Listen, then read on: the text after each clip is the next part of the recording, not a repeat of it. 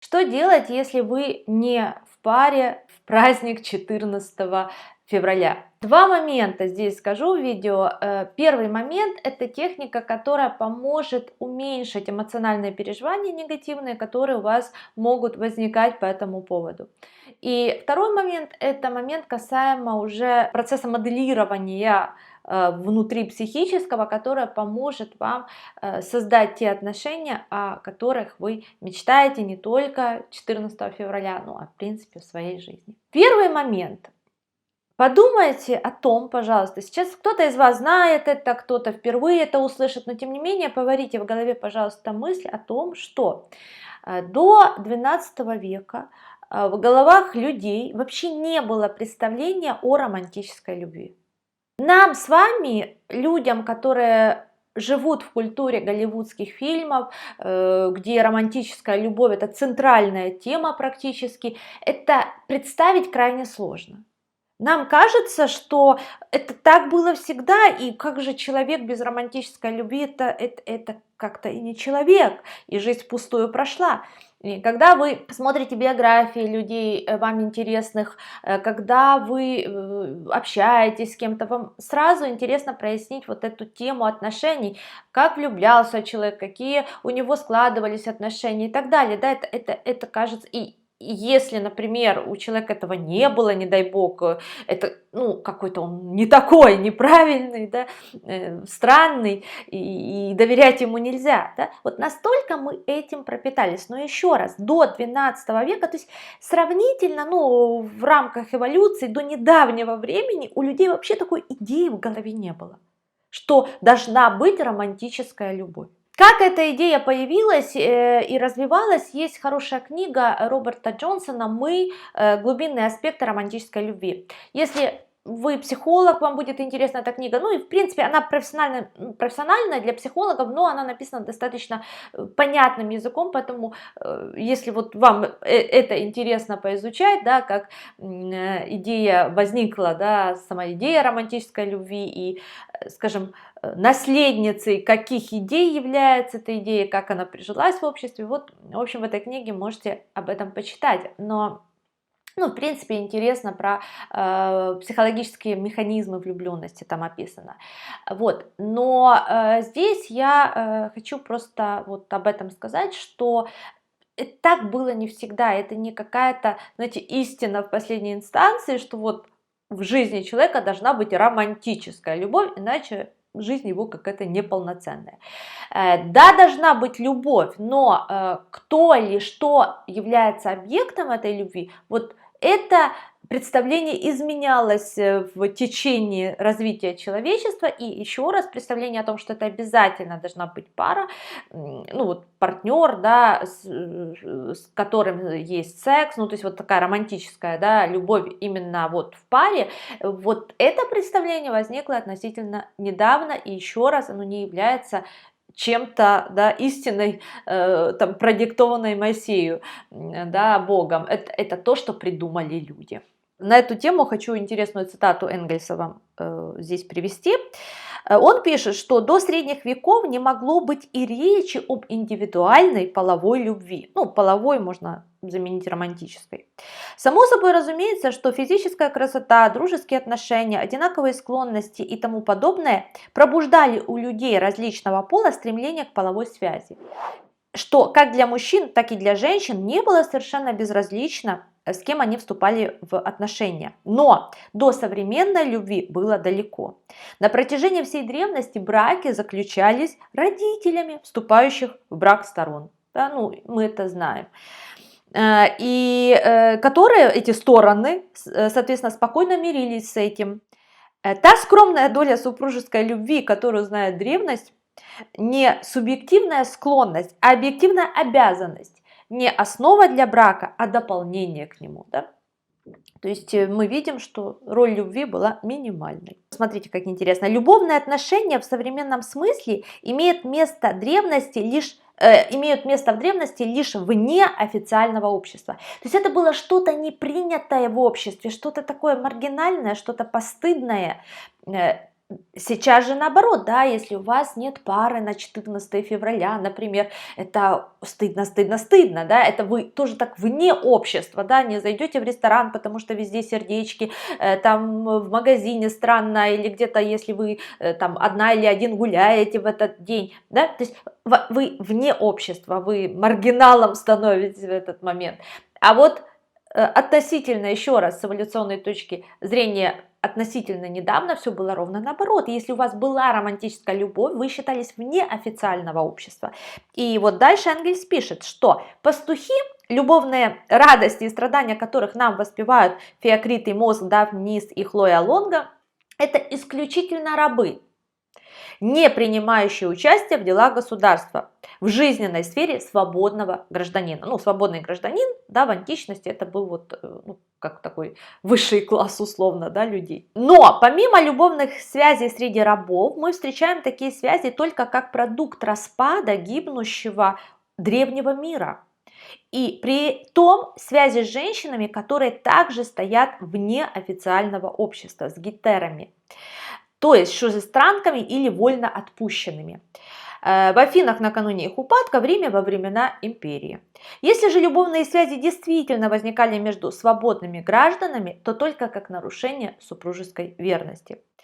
А для классического поэта древности, воспевающего любовь старого Анакреонта, половая любовь в нашем смысле была настолько безразлична, что для него безразличен был даже пол любимого существа. Если вдруг так получилось, что у вас сейчас нет пары и вы переживаете по этому поводу, 14 февраля для вас хороший повод для такого личностного роста и самотерапии, для осознания того, насколько коллективные, придуманные другими людьми идеи и представления на вас влияют и давят. Да? И возможно, если бы не было этой идеи, если бы вы жили в 12 веке, да, и у вас не было бы романтической любви, вы считались бы, в общем-то, очень на хорошем счету общества, да, и через лет 100, как многие футурологи говорят, тоже люди перестанут заниматься сексом. Ну, есть такая одна из возможностей развития человечества, да, что люди будут выращиваться там в пробирочках, и, соответственно, не будет необходимости заниматься сексом и затевать все эти романтические любви, потому что это будет, это слишком накладно, это слишком много энергии, эмоций забирает у человека, времени, внимания и прочее. И поэтому лет через 100, возможно, опять же, те, кто без пары, они будут считаться хорошими гражданами своего общества, а те, кто завяз в этих романтических, возни этой романтической, будут считаться какими-то вот маргинально вне отвергнутыми. Хороший шанс для вас прям прочувствовать, да, потому что, да, мы все говорим, вот, мы зависимы от социальных установок и так далее, но каждый из нас думает, да, ну, да, это не про меня, это они, а про меня это нет. Так вот, вы можете почувствовать, да, насколько сильно это на вас давит, а осознание это первый шаг к освобождению. Второй момент важный, это понять символизм романтической любви, да, то есть перевести из буквального в символическое. Голливудская культура нам воспевает, да, романтическую любовь буквально. Есть вот женщина, она встречает мужчину, и вот у них любовь, вот у них такая красивые отношения, хороший секс, какая-то близость душевная и так далее. То есть мы видим буквальность этого. Но когда мы хотим, ну вот есть такой подход в психотерапии глубинной, что если вот у клиента есть какая-то зона, где ничего не меняется, вот он хочет буквально, например, вот я хочу там дом у океана, и вот дом вот такой вот возле такого океана, и никак этот дом не появляется, вот он, ну, уже что только не делает, ну, эта мечта не сбывается. Тогда глубинные психологи говорят о том, что есть очень сильное сопротивление, очень сильное напряжение там, и выход из этого – это символизация, потому что мечта про дом у моря – это буквальная картинка. А какой символизм за этим стоит у человека. Так вот, то есть для кого-то дом это стабильность, для кого-то дом это, например, способность выразить себя и так далее. Да? И вот когда работая, переводя из буквальной плоскости в символическую, мы меняем состояние, и дальше вот это буквальное в реальности достаточно легко проявляется, как показывает практика. Так вот, что такое символизм романтической любви? Важный символ, да, это соединение. Соединение противоположностей, да, мужское и женское встречается и соединяется. То есть это символ интеграции, целостности, соединения. Это соединение дальше дает энергию, что-то новое начинает происходить, да, то есть дает состояние творчества.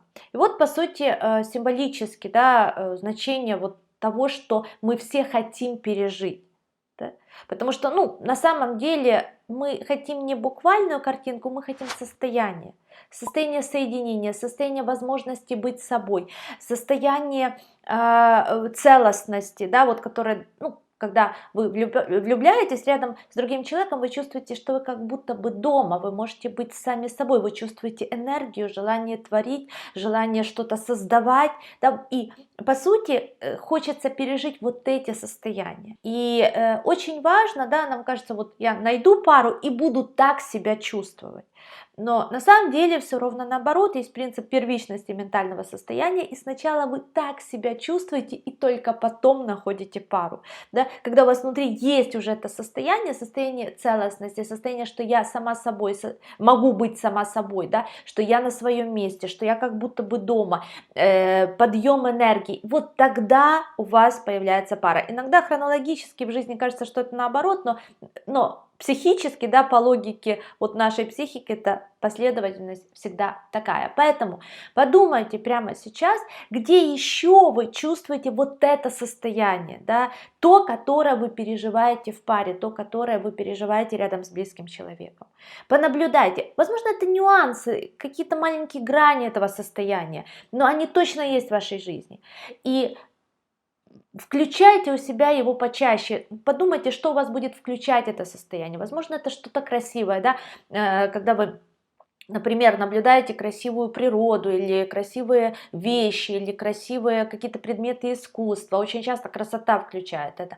Может, красивые стихи читаете и так далее. Да? То есть все, что вы переживаете как красивое, оно дает примерно такое же переживание целостности, потому что красота – это целостность.